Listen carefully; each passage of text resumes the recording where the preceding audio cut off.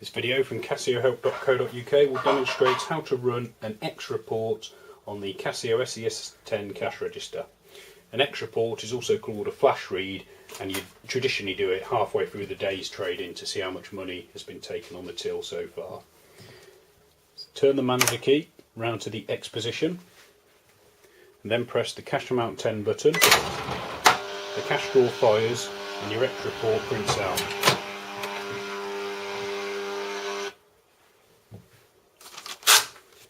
We'll have a quick look at the report. This is a non-resetting report, so it won't affect your end of day Z report. And you can see here that it's got your sales split down by department with a gross total and a cash in drawer total at the bottom. For more information on Casio SE-S10, please visit casiohelp.co.uk.